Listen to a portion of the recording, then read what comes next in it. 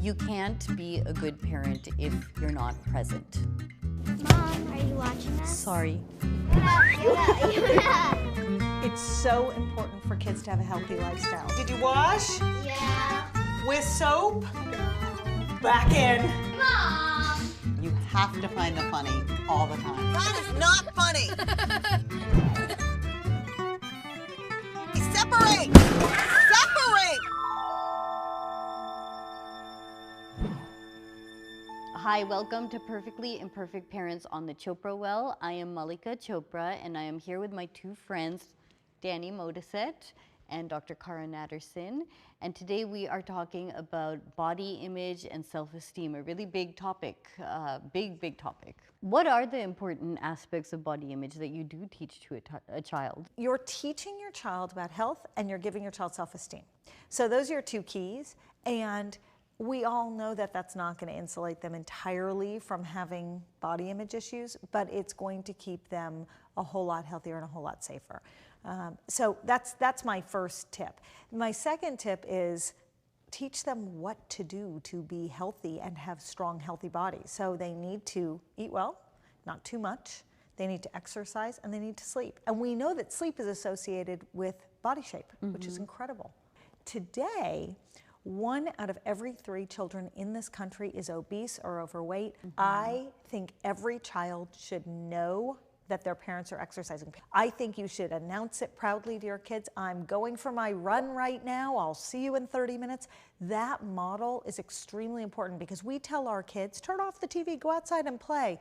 We all need to do that. Yeah. And we do it in this form of very forced, rigid exercise. Fine. But 60 minutes a day, people, that's what we tell our children they need. That's what we need. 60 minutes a day. Well, no, if you get that exercise and you eat well and you sleep well, then you will be healthier, which should fuel a better sense of self, stronger self-esteem, better body image. I agree with that, and I mean, I would add practices like meditation. I mean, I think that's You would add meditation. I would add meditation because I think so much of self-esteem is knowing who you are. Right. And when you are comfortable with who you are, then you don't judge yourself purely on I have a big nose or I'm a little bit overweight or I'm, then you really kind of are able to reflect on what you're valuable. Although there's actually an ad that has been produced by Dove as part of their Real Beauty campaign. I use it as a teaching tool when I show kids the effects of retouching, and well, let's watch it. Okay.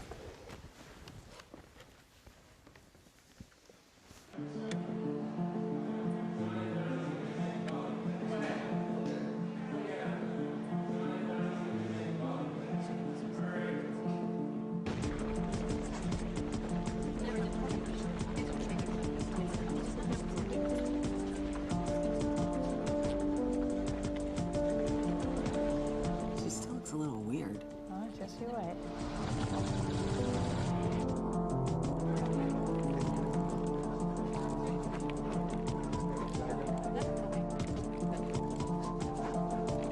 Wait a minute. Isn't it crazy? Is that real? I mean, that's really what they do?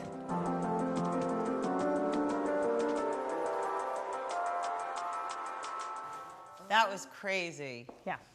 Especially the elongation of the face. Right? Watching that video, I had no idea that they do that much. Even I had no idea that they do that much to make that girl look so incredible. Incredible. Right? And so, just to know that that's not real, whereas our kids are seeing that's real all the time. Well, that's right. And I think the veneer of perfection is pretty suffocating for our kids. I think that fuels a lot of the disorders. Yeah. And when I teach boys, what I'm so reminded of is that the boy models, the images of males in magazine are almost more perfect than the images of females, and these shirtless males with six-pack abs and no hair on their chest and a full head of hair and the whole thing. This is presented as if, well, this is real, it's the woman who's not real. No, and we're driving a whole generation of boys to think that's how I'm supposed to look, and no one's talking to them. So we do, as mothers of boys, we really need to talk to our boys about what a real model is and what healthy is, and give them self-esteem as well. Because we do a better job with girls in many ways. I have struggled personally with whether I should do anything to myself, whether it's plastic surgery or Botox or whatever it may be. And I honestly, I debated it. I talked to doctors about it. I Wow. really thought about it. And for me, becoming a mom was actually a turning point for me, where mentally I decided, you know what? I'm a role model for my daughters. So if I want to teach them about beauty and real beauty, I have to be an example for them, which actually could have gone either way. And I've made the choice not to do it. Wow. Probably because my mother's never done anything and my father's never done anything. And they've kind of, you know, they've been my role models. So I think as parents, this becomes a big issue.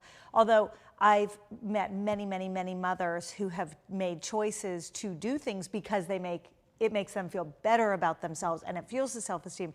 It's And, yeah, complicated. But why should your self-esteem why should fixing something physically Yes. make you feel better about yourself? Well, Often it that will. may I just be think the world we live in. I think that's why I've struggled, like I said, about this and written a lot about it. And because I think for many people, it does make a dramatic difference in their self-esteem or their sense of how they view themselves. And then for others, you know, maybe they get more obsessed with it, or it's trying to fix a problem that's the wrong solution for. Well, and that's just it, is when you're making the choice for yourself, you have to, it's like everything else we talk about in the show. It's you go to the why. Why am I doing it? What's the rationale? And so for me, I haven't figured this out. Wow. All I figured out is that if I want to be authentic in what I'm saying to my kids, that beauty really comes from inside and we need to live a healthy life. And so maybe in doing that, I may influence my kids to not feel like that's the solution, per se.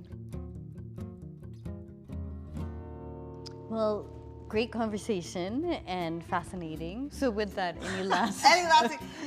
Yes, I think there's hope. There's definitely hope, because there's so much opportunity now to talk about it in a way that in my mother's generation you never talked about. And so I definitely think that there's hope, there's health, there's exercising, not just for beauty's sake, but because it makes you feel good, more of an emphasis on health than on beauty ultimately. So I definitely think there's hope. Don't forget the boys in the conversation.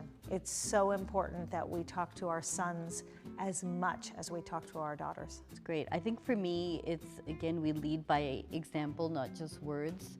So especially when it comes to body image and beauty, we really are teaching our children through our actions what we value. So just important to always remember our children are watching us. Well, thank you, and thank you everyone for watching. As always, we would love to hear your comments and stories, so make sure you're subscribed to the Chopra Well, and thank you for joining us on Perfectly Imperfect Parents.